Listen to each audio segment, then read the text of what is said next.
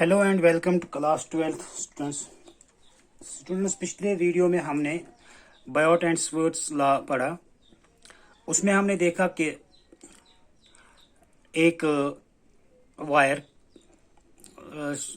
Element of का current element की वजह से small portion of the conductor, उसकी वजह से किसी एक पॉइंट पर कितना मैग्नेटिक फील्ड जनरेट हो सकता है।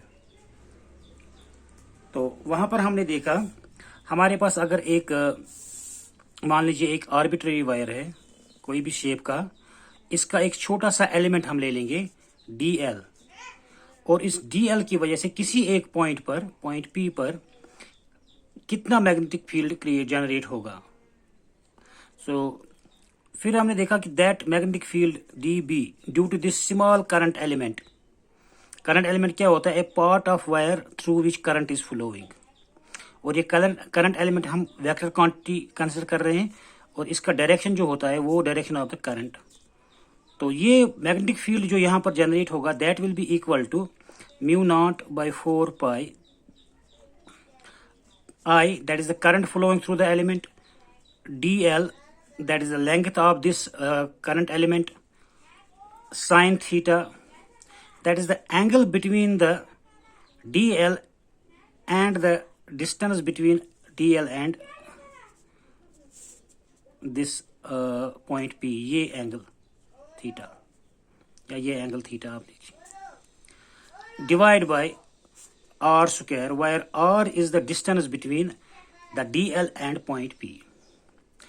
तो ये DB होगा small magnetic field due to a small current element DL। तो आज का हमारा जो टॉपिक रहेगा इसी फॉर्मूले को यूज करना है हमें, and to find out the magnetic field at a point due to a long straight wire. अगर हमारे पास एक वायर है, स्ट्रेट वायर है और उसकी लेंथ लंबी है, this is the straight wire, long straight wire, ये इसका नाम लेट अस से it is XY and it is infinitely long. और किसी भी पॉइंट पर, किसी भी एक जगह पर पॉइंट आप चूज करिए, late us say this is the point P। इस पे आप इस वायर की वजह से जो मैग्नेटिक फील्ड होगा, होल वायर की वजह से मैग्नेटिक फील्ड जो होगा वो कितना होगा। तो आपको ये याद रखना चाहिए कि ये जो बायोट-सवर्ट्स लॉ जो है it holds good for only for this small current element. ये पूरी लेंथ के लिए डायरेक्टली इस्तेमाल नहीं होता है। हमें क्या करना पड़ेगा, इसी वायर को हम छोटे छोटे करंट एलिमेंट्स में डिवाइड करेंगे। तो एक करंट एलिमेंट, ये छोटा सा करंट एलिमेंट चूज करेंगे हम कोई भी, जिसका लेंथ है DL, और करंट इसमें फ्लो हो रहा है, let us say the current flowing through this wire is I, और इस DL में भी I करंट फ्लो होगा। तो इस वायर को हम छोटे छोटे एलिमेंट्स में डिवाइड करेंगे और कोई भी एक करंट एलिमेंट हम चूज कर लेंगे। Let us say this is the current element that we chose. ये मान लीजिए ये करंट एलिमेंट हमने चूज किया DL, ये, और इसमें करंट I फ्लो हो रहा है। एक्चुअली करंट एलिमेंट बहुत ही इन्फिनाइटली स्मॉल होता है, तो कन्वीनियंस के लिए हमने इसको थोड़ा सा लेंथ दे दिया। और let us say this current element and P जो है, इनके दरमियान डिस्टेंस जो है that is say R is the distance between this current element and point P, where we have to find the magnetic field due to this whole wire. सबसे पहले जब हम देखेंगे इस करंट एलिमेंट की वजह से इस पॉइंट पर कितना मैग्नेटिक फील्ड होगा, फिर दूसरे करंट एलिमेंट की वजह से भी उतना होगा, और इन सारे करंट एलिमेंट्स की वजह से हम कैलकुलेट करेंगे। हम पहले इसका, फिर दूसरे करंट एलिमेंट, दूसरा करंट एलिमेंट यहां से यहां तक होगा, उसकी वजह से कितना फील्ड होगा, फिर तीसरा, फिर सबको हम इंटीग्रेट करेंगे। तो क्या कर लेंगे हम, एक करंट एलिमेंट की वजह से इस पर जितना फील्ड होगा, फिर बाकी सारे करंट एलिमेंट्स को हम इंटीग्रेट करेंगे, तो हमें मिलेगा magnetic field at this point due to this whole wire. अब आप यहां पर दो तीन चीजें याद रखेंगे। सबसे पहले चलिए यहां से, ये जो हमने ड्रॉ की line, it is the distance between point P and this current element DL, और ये एंगल बना रहे हैं आपस में theta. Theta is the angle between the current element DL and this line joining the P and the DL. तो ये हमें थीटा यहाँ पर फार्मूले में जरूरत पड़ेगा, क्योंकि हमारे पास फार्मूला है साइन थीटा इस्तेमाल करना है, और DL भी इस्तेमाल करना है, और ये R भी इस्तेमाल करना है. Now take the perpendicular distance between point P and this conductor. Let us say this is the perpendicular distance, ये वाली. इसका हम नाम रखेंगे A. Let us say A. और जिस पर ये पॉइंट जिस पॉइंट पर ये परपेंडिकुलर डिस्टेंस मीट हो रही है, इट इज लेट अस से इट इज M. और यहाँ पर DL जिस पॉइंट पर है, लेट अस से it is C. DL is at point C. P is the point where we have to find the magnetic field due to this whole conductor, and M is the point from which the point lies at the perpendicular distance. अब देखिए perpendicular distance different हो सकती है. यहाँ अगर point यहाँ पर है तो ये परपेंडिकुलर डिस्टेंस ये होगी. अगर पॉइंट P यहाँ पर हमें देखना होगा तो ये परपेंडिकुलर डिस्टेंस ये होगी. तो परपेंडिकुलर डिस्टेंस वेरी होती जाएगी according to the position of the point. Now this is the theta angle between the line joining the perpendicular line joining the DL and point P.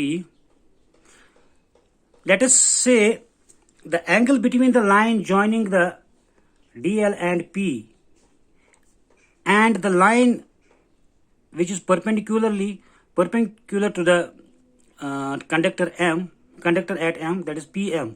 इनके दरमियान जो angle है, let us say it is alpha. Alpha is the angle between line joining the DL and P and the perpendicular from P to conductor. इन दो के दरमियान जो angle है वो अल्फा है. जाहिर सी बात है ये 90 डिग्री है. अब हम जो कैलकुलेट कर लेंगे magnetic field at point P due to this DL, हमारे पास फार्मूले के हिसाब से it is DL into sine theta into R divide by R. हम यहाँ पर इन टर्म्स ऑफ थीटा नहीं बल्कि अल्फा के टर्म्स में निकालेंगे कितना फील्ड है मैग्नेटिक फील्ड, और इन टर्म्स ऑफ R के बदले हम in terms of A calculate करेंगे मैग्नेटिक फील्ड. डायरेक्टली हम R के बदले A इस्तेमाल नहीं करेंगे या थीटा के बदले अल्फा इस्तेमाल नहीं करेंगे. हम ये देखेंगे थीटा का वैल्यू क्या है इन टर्म्स ऑफ अल्फा, फिर थीटा के बदले वही लिखेंगे. इसी तरह से R का कितना वैल्यू बनता है इन टर्म्स ऑफ A, फिर R के बदले वही लिखेंगे. तो let us calculate first these two, theta और R का वैल्यू. तो आप देख लीजिए, वी नो दैट यहाँ पर देख लीजिए theta plus alpha plus 90 is equal to 180 degree. तो मतलब ये हुआ कि अगर ये तीनों एंगल्स का जो समेशन है 180 है, उनमें से ये 90 है, तो बाकी ये अल्फा प्लस थीटा ये होगा 90 डिग्री का. तो we know that alpha plus theta from figure आप देख सकते हैं theta plus alpha is equal to 90 degree. That means theta is equal to 90 minus alpha. तो साइन थीटा जो हमें इस्तेमाल करना है, therefore sine theta is equal to sine of theta के बदले लिखेंगे 90 minus alpha, 90 minus alpha. Then sine theta is equal to sine 90 minus theta होता है cos थीटा के बराबर, तो हम लिखेंगे यहाँ पर cos अल्फा. तो आप याद रखना, हमें साइन थीटा जो आएगा हमें उसके बदले हम cos अल्फा लिखेंगे. दूसरी बात, तो हमने साइन थीटा को चेंज किया, उसको अब बदले हम लिखेंगे cos अल्फा. साइन थीटा के बदले हम cos अल्फा लिखेंगे. अब R देखिए, R किसके बराबर है. अब देखिए from figure again cos alpha is equal to cos alpha किसके बराबर होगा, base by hypotenuse. Base is equal to A divide by hypotenuse हो गया R is equal to A by R. और हम लिख देंगे इसको रेसिप्रोकल इसका 1 by cos alpha is equal to R by A. Reciprocal लिखा हमने. हमें आर चाहिए, यहाँ पर हमें ए मिलेगा। आप देखिए यहाँ पर आप इसको यहाँ पर ए निकाल सकते हैं हम, A is equal to R into cos alpha, लेकिन हमें आर चाहिए, आर किसके बराबर होगा, तो इसलिए हमने इसको रेसिप्रोकल किया। तो 1 by cos alpha is equal to R by A. तो 1 बाई कॉस अल्फा होता है secant alpha is equal to R by A, that means R is equal to A secant alpha. तो आर के बदले हम लिखेंगे ए सेकेंड अल्फा। इस फॉर्मूले में यहाँ पर जो जब हमें निकालना होगा magnetic field due to this DL, we will write sine theta के बदले लिखेंगे कॉस अल्फा और आर के बदले लिखेंगे हम ए सेकेंड अल्फा। एक और चीज again, let us say this distance from point M to DL, it is L. L is the distance point from point M to L. तो from figure again this right angle triangle के tan theta, tan alpha किसके बराबर होगा, tan alpha is equal to base by hypotenuse. base कितना है, हाँ, tan alpha किसके बराबर, base perpendicular by base, sorry, tan alpha is equal to perpendicular that is L divide by base that is A. tan alpha is equal to L by A, और हम यहां पर लिख सकते हैं L is equal to A tan alpha. लेकिन यहां पर इस फॉर्मूले में हमें L नहीं चाहिए बल्कि DL चाहिए। अब हम इस L को DL बनाएंगे, तो कैसे बनाएंगे, इसको करेंगे हम differentiating with respect to alpha.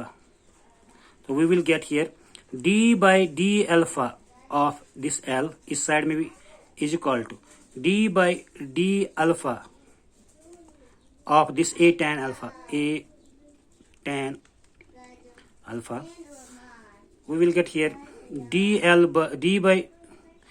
by d alpha is equal to d by d alpha of tan alpha, यानी कि d by d theta differentiation of tan theta आएगा secant स्क्वायर थीटा। इसके साथ ये a है, ये बाहर ही रहेगा, इस a बाहर रखेंगे। डिफरेंशिएशन ऑफ tan अल्फा होता है secant square alpha, secant square alpha. तो हमें यहां पर मिला dl by d alpha is equal to a secant square alpha. तो आगे लिखेंगे यहां पर, इसको रहने दीजिए फॉर्मूले को, dl by d alpha is equal to a secant square alpha. तो ये d अल्फा इसके साथ क्रॉस मल्टीप्लाई करेंगे तो we will get dl is equal to, so dl is equal to a secant square alpha d alpha. तो ये dl भी हमें मिला इन टर्म्स ऑफ अल्फा। तो हमारे पास देखिए क्या क्या इस्तेमाल करना था, आई तो आई ही रहेगा। dl के बदले हम लिखेंगे a second square alpha d alpha, sine theta के बदले लिखेंगे कॉस अल्फा, r के बदले लिखेंगे a सेकेंड अल्फा। तो using these 1, 2 and 3,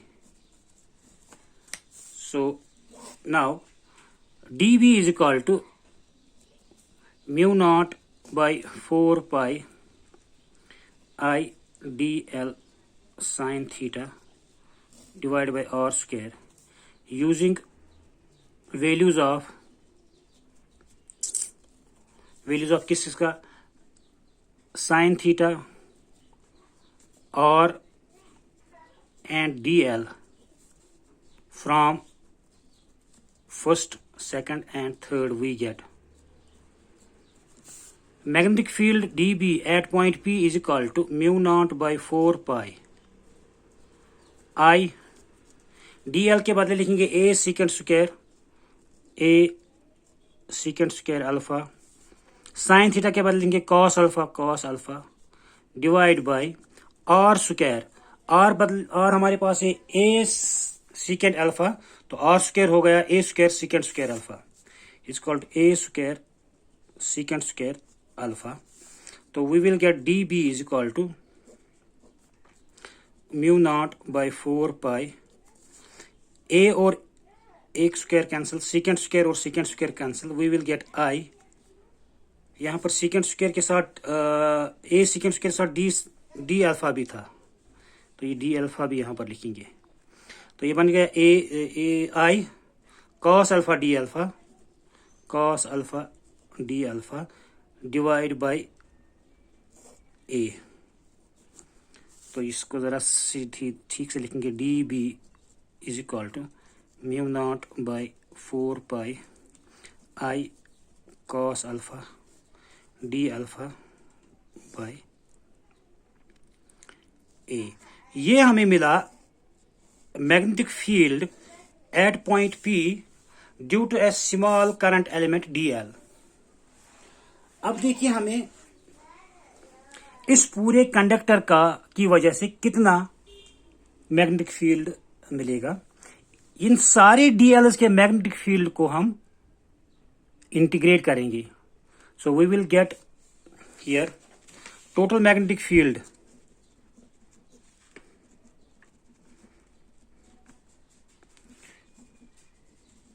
B is equal to integration of dB is equal to integration of mu naught by 4 pi I cos alpha d alpha by a। लेकिन जब हम इसको integrate करेंगे तो हमें एक लिमिट में जाना पड़ेगा। ये लेंथ कितनी होगी उसी हिसाब से हमें इसको लिमिट देना पड़ेगा, इस एंड से लेकर इस एंड तक जो इसका वैल्यू रहेगा उस वही हमें लिमिट देना पड़ेगा। लेकिन let us consider that this conductor is infinitely long. Conductor जो है इन्फिनाइटली लॉन्ग होगा और इसका एक एंड है y, दूसरा एंड है x। देखिए अगर ये dl इस लास्ट वाले एंड y पे होगा तो ये डिस्टेंस जो r है वो ये बन जाएगा। ये जो r हमने यहां अगर dl ये था तो इसका r हमने ये डिस्टेंस ले लिया था ये वाला। लेकिन अगर ये इसके लास्ट एंड पे था तो ये वाला डिस्टेंस है। तो अब एंगल्स वो नहीं है, एंगल अब डिफरेंट होगा।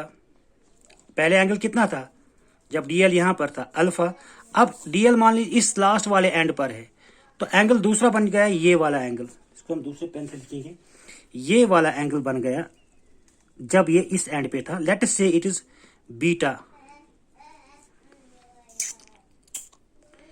तो जब ये dl हमने कौन सा dl चूज किया, लास्ट वाला, उस वक्त जो एंगल था वो अल्फा नहीं बल्कि बीटा बन गया। इसी तरह से अगर ये dl हम ये वाले लास्ट एंड को चूज करेंगे तो ये डिस्टेंस r जो है वो ये बन जाएगी। और अब की बार जो है न तो अल्फा है न तो बीटा है बल्कि ये कुछ और है। लेट अस से इसको हम बीटा 1 कहेंगे और ऊपर वाले एंगल को बीटा 2 कहेंगे। जब नीचे वाले एंड पे dl था तो उसने जो एंगल बनाया था पॉइंट P के साथ वो बन गया लेट अस से इट इज बीटा 1। और ऊपर वाले एंड पर जो अगर dl चूज करेंगे हम उसकी वजह से जो एंगल बना लेट अस से इट इज बीटा 2। लेकिन एक और बात यहाँ पर रखिए, याद रखिए कि जो नीचे पहले याद रखिए, अब अभी एक चीज और उसके बाद में बताऊंगा याद क्या रखना है। अब ये जो एंड जो है ना, इसके एक एंड और दूसरा एंड लास्ट वाला एंड, तो इनका एंगल वेरी होता है। देखो अगर ये वाला चूज कर लेंगे हम, ये वाला dl तो एंगल चेंज होगा, ये वाला dl तो एंगल फिर चेंज होगा, ये वाला dl एंगल चेंज होगा। लास्ट में क्या, पहले क्या था बीटा 1, ये चेंज होता गया चेंज होता गया चेंज होता गया चेंज होता गया तो लास्ट में बन जाएगा बीटा 2। तो एंगल जो वेरी होगा वो कहां से कहां तक चेंज होगा, बीटा 1 से बीटा 2 तक। इसके दो एंड, पहले वाले एंड पर एंगल कितना है बीटा 1 और लास्ट वाले एंड पे कितना है, दूसरे वाले एंड पे कितना है एंगल बीटा 2। और इन्हीं के बीच में जो एंगल वो वेरी करते रहेंगे। तो हमारे इस कंडक्टर का एंगल्स का जो लिमिट है वो बीटा 1 से लेकर बीटा 2 तक। तो याद रखना हमें लिमिट यहां पर देना है। अभी देखिए हमें इंटीग्रेट करना है कॉस अल्फा को, यानी कि हमें अल्फा को इंटीग्रेट करना है। अल्फा का लिमिट कहां से कहां तक है, बीटा 1 से लेकर बीटा 2 तक। लेकिन एक और चीज याद रखने वाली बात यह है, देखिए यहां पर सपोज ये हमारे पास एक लाइन है और एक दूसरी लाइन इसके साथ एंगल बना रही है। अगर ये लाइन मान लो यहाँ पर 90 डिग्री बनाया, अगर ये लाइन यहाँ पर ले जाएंगे हम, अभी 90 से चेंज हो गया, ये बन गया मान लो 60। अगर इस साइड में ले लेंगे, इतना ही घुमाएंगे लेकिन अपोजिट साइड में ऐसे, तो ये भी बन गया 60। तो इस 60 और इस 60 में क्या है, क्योंकि ये -60 हो गया, ये +60 हो गया। तो लाइन के एक साइड में अगर हम एंगल देखेंगे वो प्लस माने जाएंगे, दूसरे साइड में देखेंगे तो वो माइनस माने जाएंगे। इसी तरह से इस फिगर में देखिए आप, इस परपेंडिकुलर डिस्टेंस के एक साइड में एंगल्स माइनस होंगे तो दूसरे साइड में पॉजिटिव होंगे, तो ये -β माना जाएगा। This is the -β। एंगल कितना होगा, जितना भी होगा, लेकिन इसका वैल्यू माइनस रहेगा क्योंकि ये अपोजिट साइड में है। तो ये हमारा लिमिट जो होगा वो -β से -β1 से लेके +β2 तक है। सबसे पहले एंगल कहां से कहां तक इसमें वेरी होंगे। लास्ट वाला एंगल क्या है, β1, फिर दूसरा लास्ट वाला एंड है β2 एंगल बनता है। तो इन्हीं दो की चीज एंगल्स के दरमियान एंगल चेंज होते जाएंगे। अब लिमिट्स रहेंगी β1 से β2 तक, लेकिन β1 जो है ये माइनस होगा एज कंपेयर टू β2, क्योंकि ये लाइन के दूसरी साइड में। तो हमें लिमिट्स यहां पर जो देने होंगे -β1 टू -β2। तो टोटल मैग्नेटिक फील्ड जो हमारा बन गया B इज इक्वल टू, अब ये μ0/4 पर कांस्टेंट है, ये बाहर निकालिए।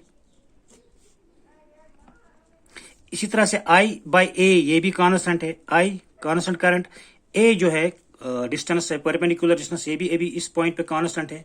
तो यहां पर integration from -β1 to +β2 cos alpha d alpha. अब cos अल्फा का इंटीग्रेशन क्या है, sin अल्फा। तो हमें टोटल मैग्नेटिक फील्ड बन जाएगा μ0/4 पाई I/A